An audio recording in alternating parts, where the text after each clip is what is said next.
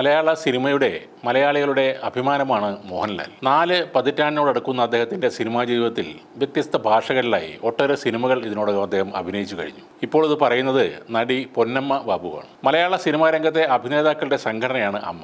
ഈ സംഘടനയുടെ മുൻ പ്രസിഡന്റായിരുന്നു മോഹൻലാൽ. ഹേമ കമ്മിറ്റി റിപ്പോർട്ട് വന്നതിന് പുറകെ ഉണ്ടായ പ്രശ്നങ്ങളുടെ ഭാഗമായി അമ്മയിൽ കൂട്ട രാജി നടന്നിരുന്നു. പ്രസിഡന്റ് മോഹൻലാൽ അടക്കമുള്ള എക്സിക്യൂട്ടീവ് അംഗങ്ങളിൽ ഭൂരിഭാഗം ആളുകളും തങ്ങളുടെ സ്ഥാനത്ത് നിന്ന് ഒഴിഞ്ഞിരുന്നു. ഈ വിഷയത്തിൽ മോഹൻലാലിനെ കുറിച്ച് സംസാരിക്കുകയാണ് നടി പൊന്നമ്മ ബാബു. ഒരു ഷോ വന്നു കഴിഞ്ഞാൽ ലാലേട്ടൻ വല്ലാതെ കഷ്ടപ്പെടുമെന്നും അതെല്ലാം സംഘടനയ്ക്കും അതിലുള്ള അംഗങ്ങൾക്കും വേണ്ടിയാണെന്നും പൊന്നമ്മ ബാബു പറയുന്നുണ്ട്. ഒരു ഷോയിൽ ബാക്കി അംഗങ്ങളെല്ലാം കൂടെ ചെയ്താൽ കിട്ടുന്നത് 3 കോടി രൂപയാണെന്നും ആ സമയം കൊണ്ട് മോഹൻലാൽ ഒരു സിനിമ ചെയ്യുകയാണെങ്കിൽ അതിനേക്കാൾ ഇരട്ടി പൈസ അദ്ദേഹത്തിന് ലഭിക്കുമെന്നും അവർ പറയുന്നു. ഒരു മൂവി ചാനലിന് നൽകിയ അഭിമുഖത്തിലാണ് പൊന്നമ്മ ഈ കാര്യങ്ങളെല്ലാം പറഞ്ഞത്. അമ്മയുടെ ഒരു ഷോ വന്നു കഴിഞ്ഞാൽ ലാലേട്ടൻ ചെയ്യാത്ത റോളുണ്ടോ?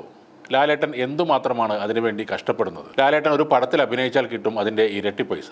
ഞങ്ങൾ ഈ അംഗങ്ങൾ എല്ലാവരും കൂടി പോയി ചെയ്താൽ കിട്ടുന്നത് ആകെ 3 കോടിയാണ്. മോഹൻലാൽ ആ സമയത്ത് ഈ ഷോയിൽ പങ്കെടുക്കാതെ അതിന് പകരം പോയി ഒരു സിനിമയിൽ അഭിനയിച്ചാൽ അതിനേക്കാൾ എത്രയോ കൂടുതൽ കിട്ടില്ലേ എന്നാണ് പൊന്നമ്മ ബാബു ചോദിക്കുന്നത്. ലാലേട്ടൻ അവിടെ വന്ന് പാട്ട്, ഡാൻസ്, സ്കിറ്റ് എല്ലാം ചെയ്യുന്നുണ്ട്.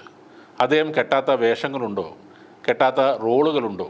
അതെല്ലാം അദ്ദേഹം ചെയ്യുന്നത് അമ്മ എന്ന സംഘടനയ്ക്ക് വേണ്ടി മാത്രമാണ്. ചാനലിൽ വന്ന് മോഹൻലാലാണ് ഒരു പരിപാടി ചെയ്യുന്നതെന്ന് പറഞ്ഞാൽ നമുക്കതിന് കുറെ കൂടെ മാർക്കറ്റിംഗ് ഉണ്ടാകും. അമ്മ സംഘടനയിൽ മോഹൻലാലിന് പകരക്കാരനായി ഇനി വേറെ ആര് വന്നാലും അതിന് അത്രയും മാർക്കറ്റ് വരില്ല എന്നും പൊന്നമ്മ ബാബു പറയുന്നുണ്ട്. പൊന്നമ്മ ബാബു പറയുന്ന വിധത്തിൽ മലയാള സിനിമയിൽ ഒരു മാർക്കറ്റ് വാല്യൂ മോഹൻലാലിന് നൽകിയത് ഇവിടുത്തെ സിനിമാ പ്രേക്ഷകരാണ്. സിനിമാ പ്രേക്ഷകരിൽ നിന്നാണ് ആരാധകർ ഉണ്ടാകുന്നത്.